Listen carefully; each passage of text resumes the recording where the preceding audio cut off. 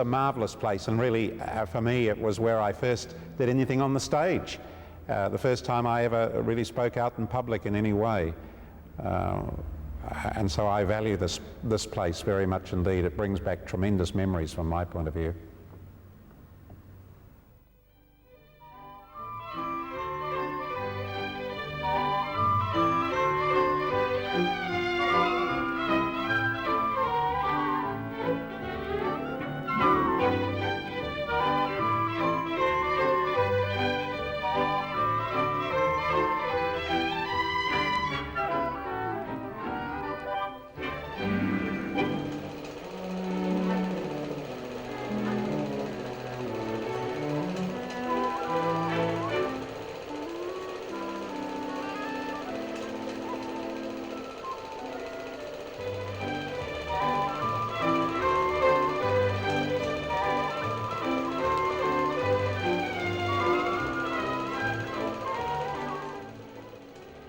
I think we were to go into production in the third week of the term, and a parent sent her sons back to school knowing that they had been in contact with chicken pox over the holidays, and the epidemic got underway.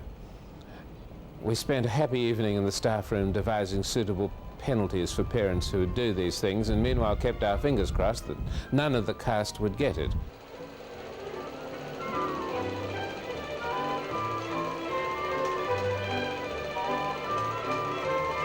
Fortunately, they didn't.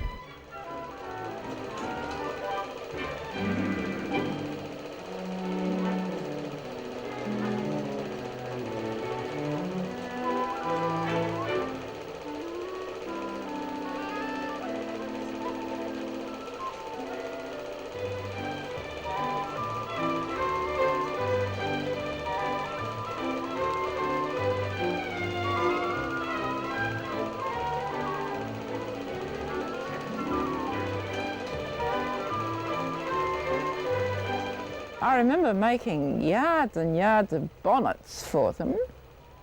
Like Johnny Mains dressed up in a bonnet looking like an absolute... They thought it was such a laugh, those kids.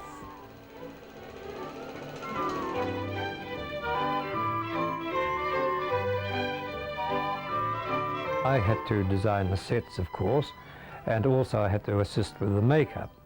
It was actually Oedipus Rex.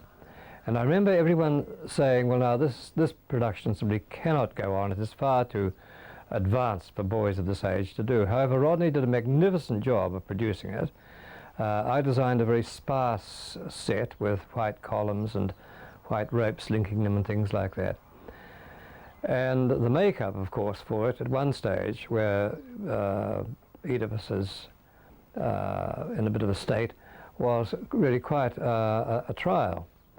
And on a particular night of the production, Riggy suggested to me, I think, John, we need a little bit of lubrication. So off we went to Newmarket and became really quite lubricated. When we got back, of course, it was almost curtain up. So the makeup was rather rushed that particular night.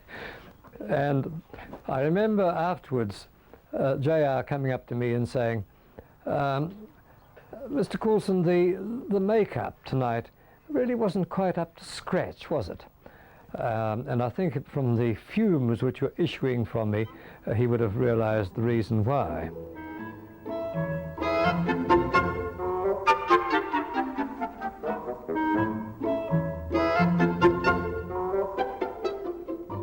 Now the curtain opened. Oedipus was in the middle of the stage there, the chorus standing around. They were dressed in sheets as togas. And at that moment, an opossum jumped down from the roof and finished on top of the switchboard. Panic stations. I sent a couple of boys to the vegetable room to get a sack. They held that below. I said, hold it nice and open. If it jumps, catch him. The opossum jumped. Right over the sack and the boys. There were screams from the chorus as they gathered up their robes and got out of the way of this hurtling horror. And I remember well, because I happened to be Oedipus, and I'd done terrible things or thought terrible things about my mother, and I had blood dripping down my eyes, and suddenly there was a tremendous commotion, and the whole hall went up, and people lifting off their seats and yelling and screaming. I didn't think my performance had been anything too great, and I wasn't quite sure what was going on. There were screams from the audience as they got out of the way as it streaked up the middle of the hall. At the back of the hall, one of the ushers took it in a flying tackle. But that sort of broke up the show a little. I don't think we ever got back into good functioning again after that.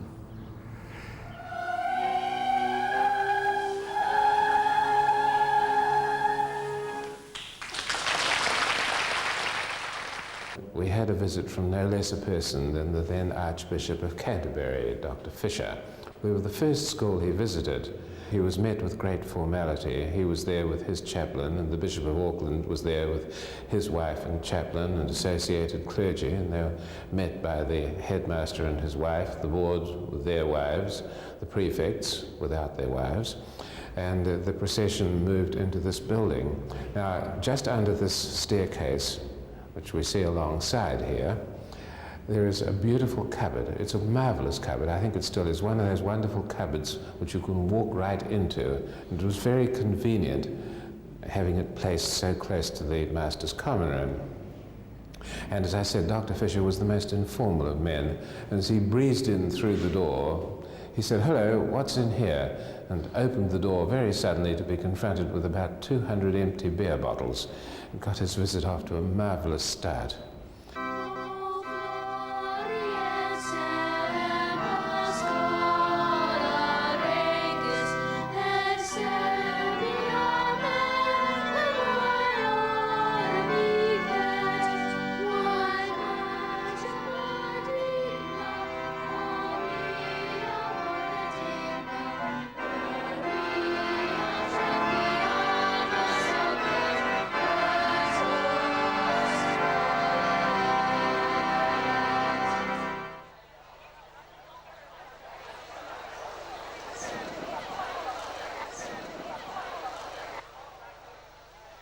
After chapel on Sundays, the boarders were permitted to go home or go and visit relatives or friends. But there were always 4 or 5 or 6 or 8 or 10 youngsters who, for that particular Sunday, didn't go out, and it was my job to entertain them. Well, you can play cricket or kick footballs around for so long. There was no television. There may have been a radio somewhere in the school. There was no chess or drafts or anything like that. So this particular day I had 7. So I racked my brains as to know what to do. So eventually I decided to take them down into the bush, which is down there, which was an area that was children and staff were strictly prohibited to go to. But Jeff Charter knew of 1 or 2 rather nice grapevines and apple trees. So I headed down there to explore the area.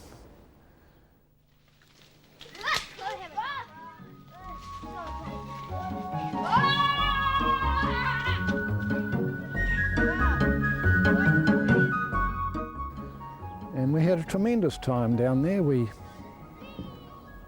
built mud huts, and we climbed trees, and we ate copious quantities of grapes, some of them green, some of them black. Munched apples. I remember one fellow being terrified and he tripped over a pheasant's nest, and when the pheasant took off, it scared the daylights out of him.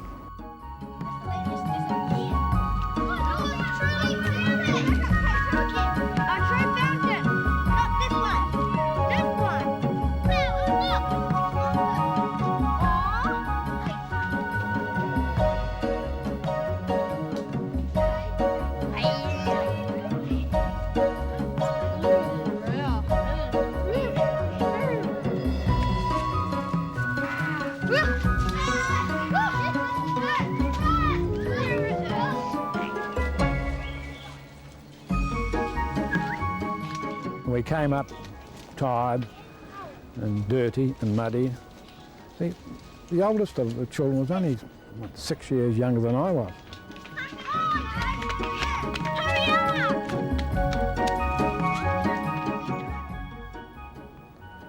So everything went well until the next Sunday I was on duty again, and 45 boarders stayed in. Because the word had got around, obviously, that there's quite a lot of fun to be had at school, probably more fun at school than going home on Sunday.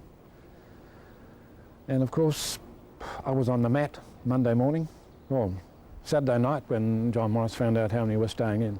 Years afterwards, I realised it was a fact they had to feed the young brutes, and money was scarce and budgets were budgets, and to feed 45 children for lunch and tea at night was probably would have made the school bankrupt, I'm not sure. The boys were eating one type of meal and the masters were having another, and we must have been quite ravenous, but at the end of our meal, and the masters had finished theirs, and say the master had chops or something equally delicious, there'd be a competition amongst the boys who would get to pick the bones over as the plate moved down the table.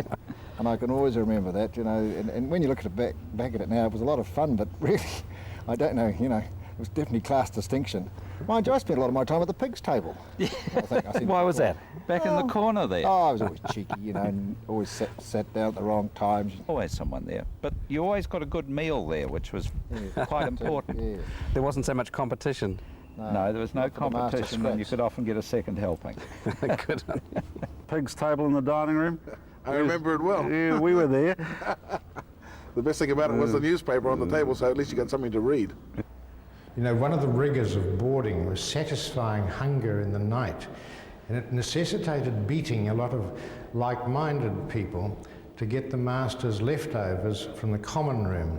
It meant if you got there too late, you got nothing. If you got there too early, you ran the risk of being caught. And caught I was by Riggy.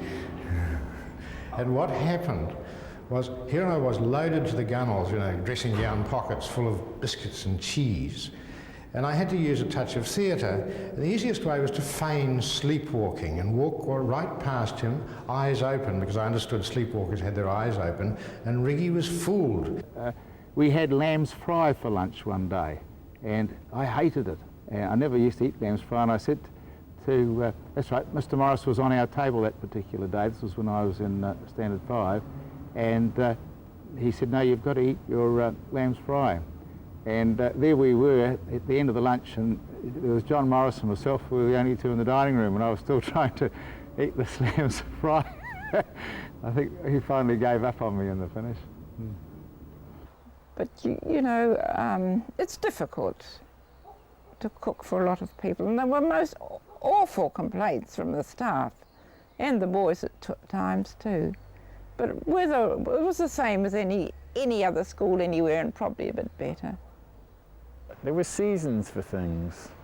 The marble season would come in right through the whole of Auckland, be chasing people, their marbles all over the grounds, and ball bearings were favourites, because if you had a ball bearing, you could drop it on somebody's marble and break it into small pieces, which seemed to be part of the object of the game. King Asini on the top ground, oh yes, yeah. And the dog, the headmaster's dog, what was it, Geordie was it? Yeah, would chase you. You'd be running up and down there playing King Asini, and so your life depended. It was good rugby training, that, very good rugby training. Remember one night, Ronnie Jackson came to me and woke me up, and she said, oh, the boys are in the pool again. Midnight swim. So anyway, I came rushing around. I tried dormitory 8, felt all the heads dry. Gone to dormitory 7, felt the heads all dry. Dormitory 6, the first head I struck was wet. I got halfway around the dormitory, and the prefect is one of the shorters. Oh, yes. Sat there and read, please sir, I led them astray, I took them down. So when I was in Sydney in the 60s, I met Peter Maxwell from Fiji. Oh, Peter, yes. 49 or thereabouts. I remember Peter, and he yes. told me about the Great Escaping Club, and I said, Peter, I never heard of that. I was single, No. I was living in. He said, Ricky doesn't know about it either. I said, what was it? Well, he said, the old dormitory 5 upstairs. Yeah.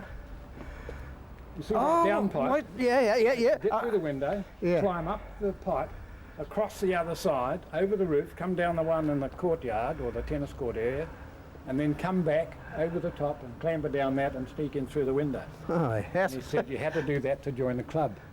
And he said I had nightmares for years afterwards. Oh, bless it. Of the guys that you go through an experience like that with, I think it's very similar probably to experiences of war. When you see people 30 or 40 years later who you may not have seen or known what they've been up to, you instantly get back to square one. There's no nonsense, there's no airs and graces about anyone. Everyone knows where everyone's at. And it's a wonderful thing. I think it was certainly character building stuff, if you could survive it. I can understand the closing of the boarding house, not just purely for financial arrangements, but because the demand and need was for other areas to be developed and expanded within the school. And I feel today that the space, the areas have been utilised so wonderfully well when you see the magnificent library.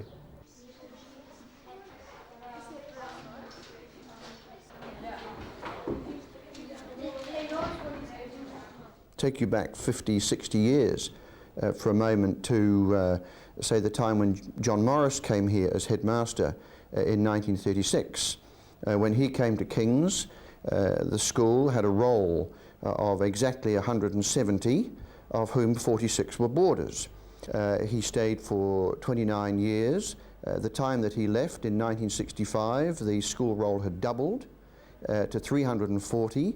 The boarding roll had doubled to 96, and that in itself shows how the city was growing and how the school was moving to reflect that. Then when Richard Pengelly took over in 1965 and was here for 22 years, and it should not be forgotten that those two heads encompass 50 years, which is a very significant length of time in the history of any school. That when Richard left here in 1987, the school roll had risen to 480, of whom at that particular stage the majority were day boys, and there weren't quite so many boarders. At one stage along the way, in the boom years of the 1960s, the boarding roll had got itself up to about 100, 120. But one of the major events in the 1970s saw the decline of boarding, and so in actual fact when Richard left here in 1987, there were no full-time boarders in the school, there were just weekly boarders. Once again, the memories go back an awfully long way. A very nervous 10-year-old coming here to be enrolled in the second term of 1936. But I treasure the memory because the man who enrolled me was Mr. Major, C.T. Major, and it was really the only time that I met that remarkable and formidable character. And as I said, John Morris, who was of course his son-in-law, was here at the beginning of the next term. I remember when I joined, and in fact right through the time that I was there, the great affection I had for J.R. Morris. He was a wonderful headmaster, in my opinion. In fact, as I look back over the years of my teaching, which spans over 40 years, he would have been one of the finest headmasters I worked under. To many, he was an austere head, but behind the leadership style, which had its slight austerity, he was, in fact, a man with considerable humanity and warmth.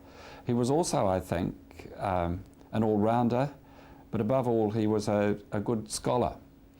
And this used to come through in his teaching. He taught the 5th and 6th form, as it was known in those days, algebra and geometry. And his knowledge of those, which I don't believe were his real subjects, what he had studied at Cambridge, in fact, I believe was history.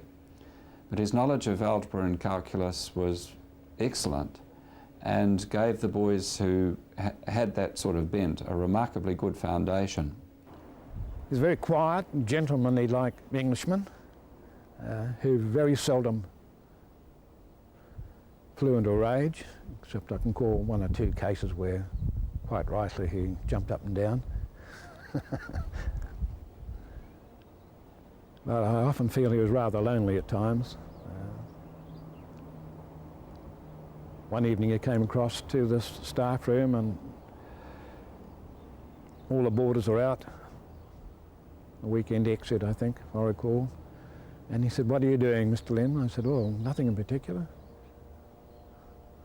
He said, "Well, let's go down the Tudor cinema and watch a movie and have a cup of coffee and then come back to my place and have a yarn about this and that," which we did, and I just felt he was lonely.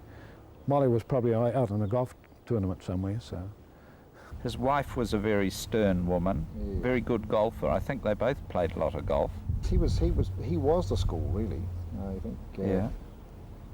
Typified. You know, he was a disciplinarian when it had to be, but he was very kindly to those boys who were. There were a lot of boys here from down country and who boarded and hadn't perhaps seen their parents for maybe a term, and I remember him, you know, taking them under his wing and sort of caring for them, as it were. And when I was being interviewed, the headmaster, Mr. Morris, said to me, he said, "I'm sorry, it's such a small room, but it's a lovely view." It's a very small room, but it's a lovely view, and I've never forgotten that. And the nicety of the headmaster presents his compliments, very much part of J.R. Morris. And I was very emphatic that we should preserve this as an ongoing thing throughout the years. But those parts of King's cannot be replicated by anybody because they're very, very much part of this scene here. I think one of the main things about Richard Pengelly coming in was that it was somebody from completely outside the traditional King's way of life, and he brought a fresh look into it. Yeah, I don't think his contribution to the school can be overlooked. I think it's been absolutely tremendous. He was a real educationalist. He brought innovative ideas into the school. He got the school moving into the sort of educational 20th century. And I think his era will be looked back on as one of enormous educational growth. Yes. And I think if King's has a very special part in the education scope of New Zealand, then Richard has a tremendous amount of credit placed on him because of that. Oh, and I think importantly too, John, as far as the school was concerned, as an educationalist, he was held in very high regard throughout the whole of the education system, whether it's independent or government. Cometh the hour, cometh the man, I felt when he arrived. With such a wealth of knowledge of education in the state service, plus his great abilities as a lecturer at Teachers College. It needed a 40-odd-year-old man to come into the school like this and give it a real punch to push it into the 21st century. Through his leadership, which I felt quite strongly, but also as a friend. I felt personally that many of the pupils felt that he was their friend, and that he had this technique somehow of seeming very sympathetic to individuals. And that's something that I valued greatly.